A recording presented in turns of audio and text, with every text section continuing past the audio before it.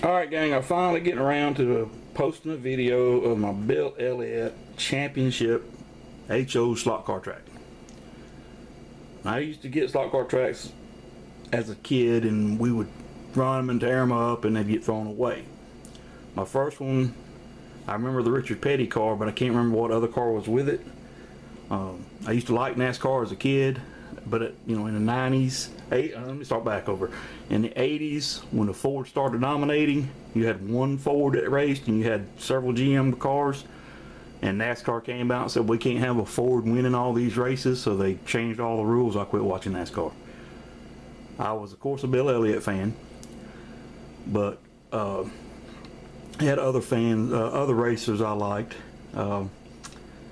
Davey Allison, he dies in that helicopter accident, and oh my gosh, his name is escaping me. He used to drive the Hooters car. He owned a Hooters car.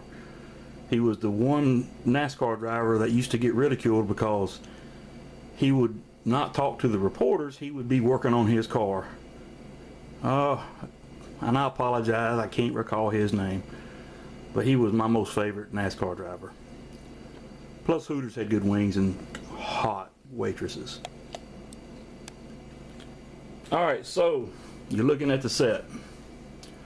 I'm not going to pull all the track out or the controllers and all out, but it's complete. It remained in the box. Okay, to the left is the track owner's manual, and behind it shows you a couple different variations for the track and car maintenance. And then on the right, and I kind of regret assembling this, well, should have never done it, but it's the bleachers. They're not torp or anything, but I still have those. And here's the cars that came with the track.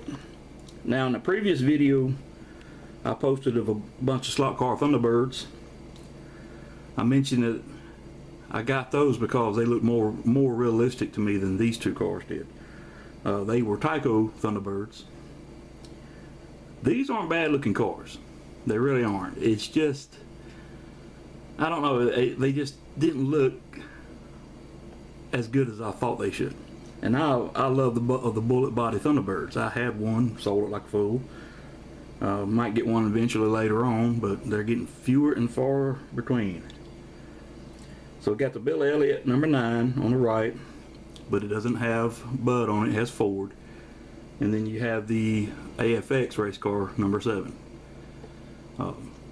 Pretty generic car, but they both ran good and they both still run. Well, let me take that back. I haven't run them in a few years. I'm sure if I just plugged it all in, cleaned the track up, cleaned the contacts up, it would take off. They've never given me a moment's trouble. But this is a cool set. Now, when I bought this, I bought it because it was a Friday and the girlfriend and I were kind of having a disagreement. So our plans were canceled. So I decided, well, I'll go buy me a model car kit at this toy store called Tons of Toys. And that store was cool. You would walk in there and they'd have these killer sales. And this racetrack, the price sticker, $39.97.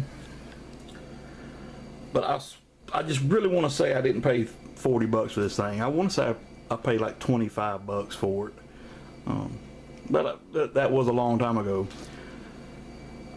I think I bought this in '88. I'm not 100% sure.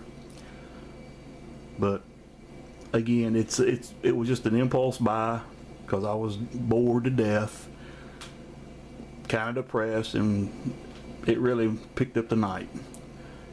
And we had a bunch of friends later on buying cars, and we just getting around racing this track like every weekend. It was just, I don't know if that's sad or not, 19, 20-year-old boys spending a weekend, one day a weekend racing slot car tracks at somebody's house.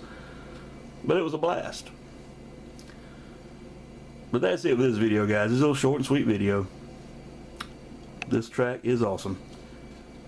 Thanks for viewing. Have a great day.